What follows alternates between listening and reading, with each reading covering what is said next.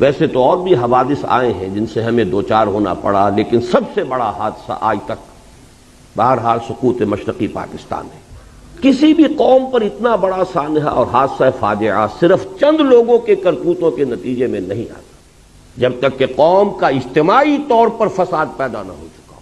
افراد کی برکتیں تو پھیل سکتی ہیں کہ پوری قوم کے اوپر سائبان بن جائیں، جیسے نیکیوں کا قاعدہ ہے کہ 10 گنا سے 700 گنا تک بھی اللہ تعالیٰ اجر دے گا، لیکن گناہ کی سزا بالکل حساب کے مطابق ملتی، زیادہ نہیں ملتی۔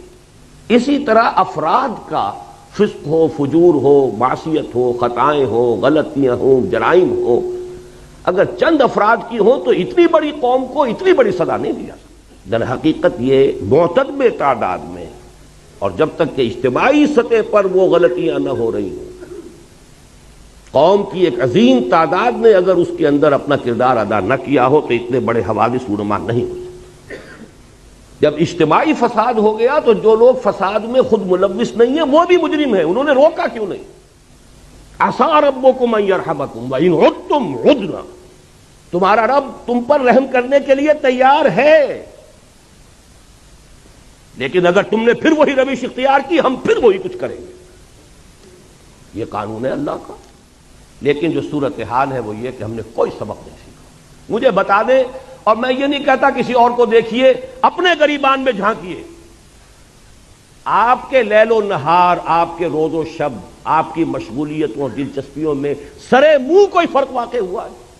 کوئی آپ کی زندگی کا نقشہ بدلا ہو، کوئی پرائرٹیز چینج ہوئی ہو، کوئی ترجیحات بدلی ہو، کسی نے حرام خوری چھوڑی ہو، کسی نے سودی معاملہ چھوڑا ہو؟ اپنے اوپر قیاس کر لیجئے، کوئی سبق حاصل نہیں کیا۔ بد سے بدتر عریانی ہے تو اس وقت کے مقابلے میں 100 گنا زیادہ، فحاشی ہے 100 گنا زیادہ، فراڈ ہے، غبن ہے 100 گنا زیادہ، بلکہ 1000 گنا زیادہ۔ یہاں کوئی اور شے نہیں ہے جو اسے استحکام دے سکے، کسی بنیاد پر مستحکم ہو ہی نہیں سکتا سوائے اسلام۔